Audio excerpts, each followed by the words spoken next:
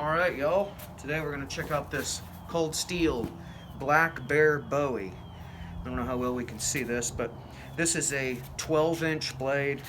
It's one of the machetes that Cold Steel makes. Therefore, the width of the blade is not quite as thick as some of their other knives. As an example, just to show you a comparison here, here's the Espada XL in G10. I don't know how well you can see that, but the Espada XL is significantly thicker, and I think it is also a superior steel. But this is a cheap knife. These run about $27, $30, something like that.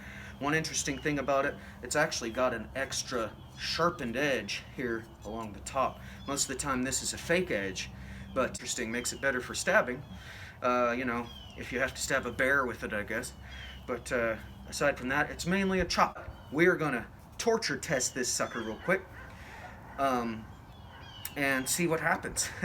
I've actually never done one of these, but what I've chosen today is some old cabinet doors. These were just taken out of the house that we were renovating, and I figured what better way to torture test this than to try and chop this cabinet door in half. So we'll go ahead and try it. Okay, one more thing I wanted to mention before I potentially destroy this item is that it does come with a nylon sheath, has a hard plastic tip on it to probably keep that, you know, from poking through there on accident. It's not a bad sheath, but it's not a great sheath either. It does have a belt loop. So anyway, there's also a little lanyard hole there on the handle.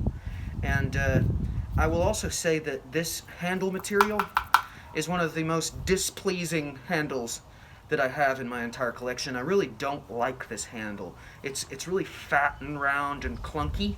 It is not my favorite. But anyway, we're gonna torture test it now. So let's do this.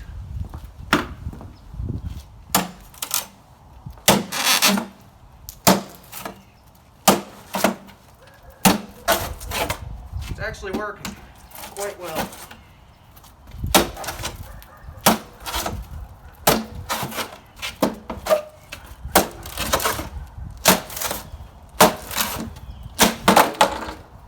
One down.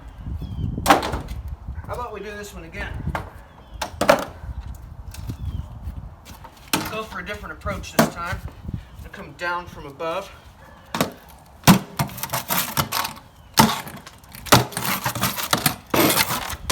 If I can hold it down well enough.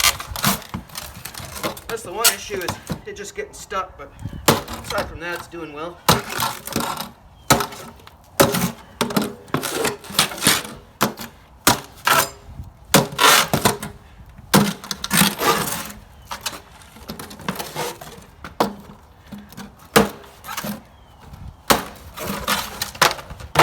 We just managed to cut through it twice.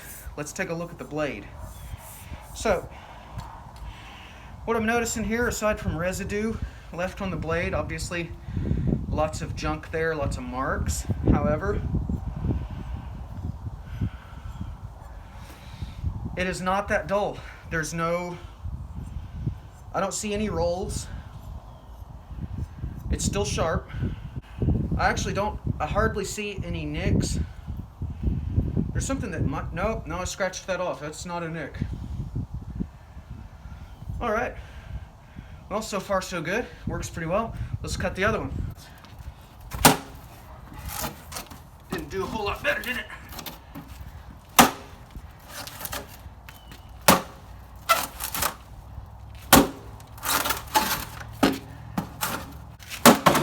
There it is. Okay. One more look. It looks good. No rolls.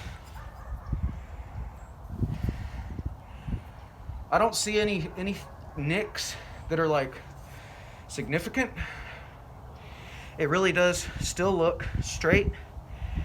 No rolling, no nicks. So that's about all the material I've got lined up to chop on today. So I guess that'll conclude the torture test. I'm going to tell you my conclusion briefly is this is a decent chopper. It's actually Not that bad. For the price, it's definitely not that bad. Essentially, almost no damage was taken here. It's still sharp. And you know, maybe later we'll try it on some harder wood, but for now, that'll be the whole deal for today. So it's not a bad product. If you're in the market for a cheap 12-inch machete that's shaped like a Bowie knife, this is not that bad of a choice if you can put up with the sort of clunky, stupid looking handle. Thanks for watching. That's it for today.